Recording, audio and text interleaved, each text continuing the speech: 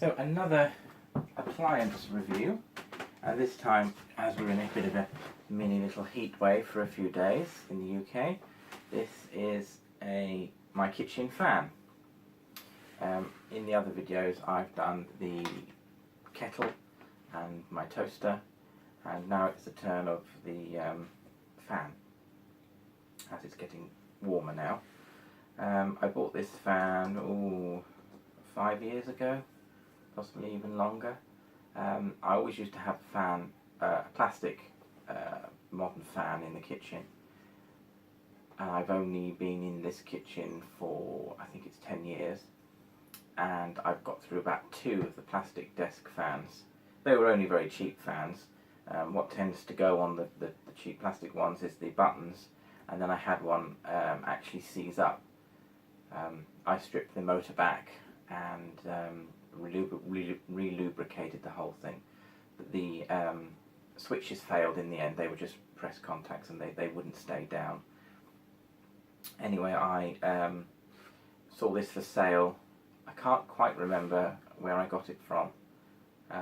It may have been a car boot sale.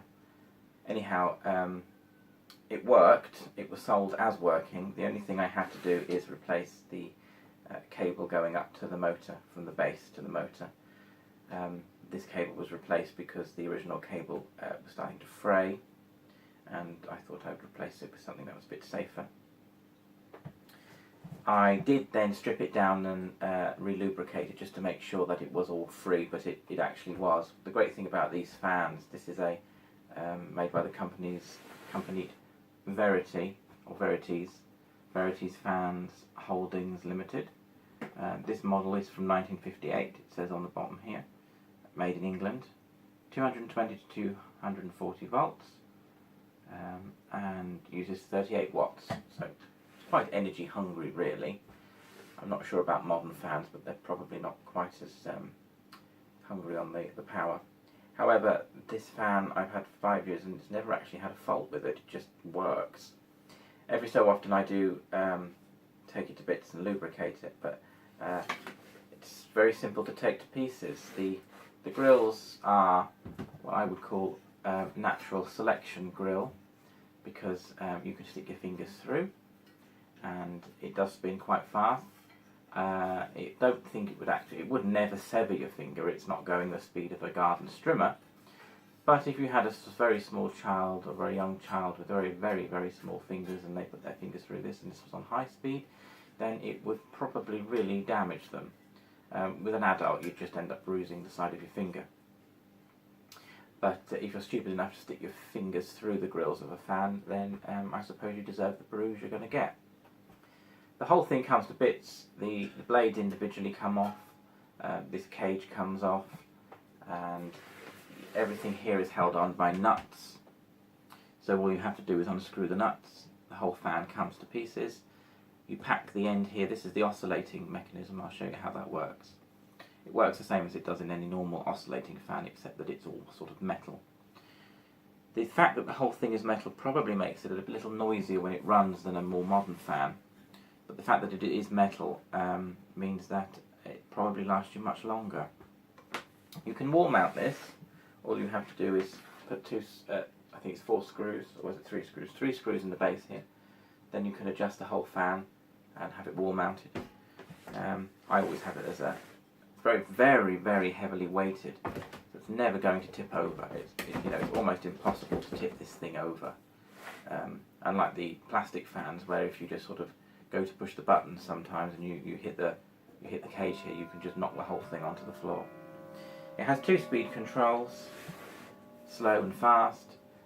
It moves a fair bit of air, and the oscillating part is adjustable. You can adjust it slightly. You can set the oscillation to be a lot broader, or have it do a very large sweep. So you can have it quite a narrow oscillation, or you can have it quite a broad oscillation, which is nice that you can actually adjust that. So I'll give you a demonstration of it working. So that's the fastest speed.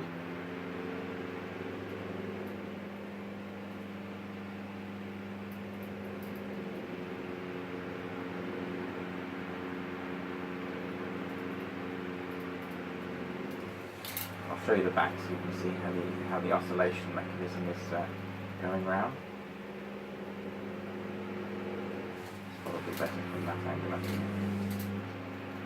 You have a little groove here. If I hold it in there, you'll see that the oscillation is a bit larger. Whereas if I move this now to the end, see that the oscillation isn't quite as broad swept. It's a bit quicker. Whereas if I go here again, you'll see that the oscillation is a lot broader. There we are, it's right round that way now. And right round this way. So that's quite handy that you can set the oscillation. Something you can't do on a modern fan. The slow speed is that one, so it's not much slower.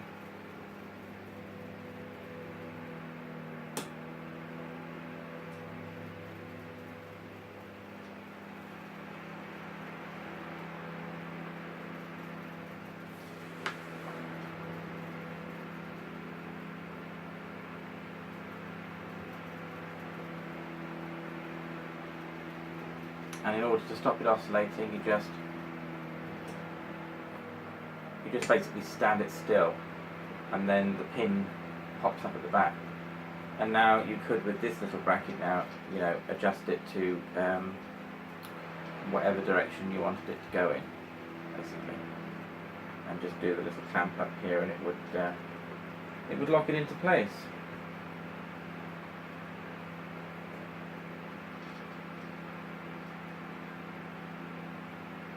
So yes, it's essentially a fan that moves air. As I said, it's been going since 1958, and has required, all I've had to do with it really is replace the cable here that goes around the side. So all in all, a very good fan if you find one. They're well worth investing your money in. I think they're probably, these old fans become more and more expensive as time goes on, really. I think it's because they are quite reliable. They have a nice, pleasing look to them. This one has been in the sun a bit, so the blue, the blades should be probably more, well, they should be a lot bluer than this. And of course, the paint is flaking off a bit. So all the paint you could completely do with repainting. This one does need a bit of a clean. It hasn't been cleaned since last summer. But yes, this is the fan I use in the kitchen, and I'm quite happy with it, and it'll probably work for many more years yet. So that's the Veritys Limit fan.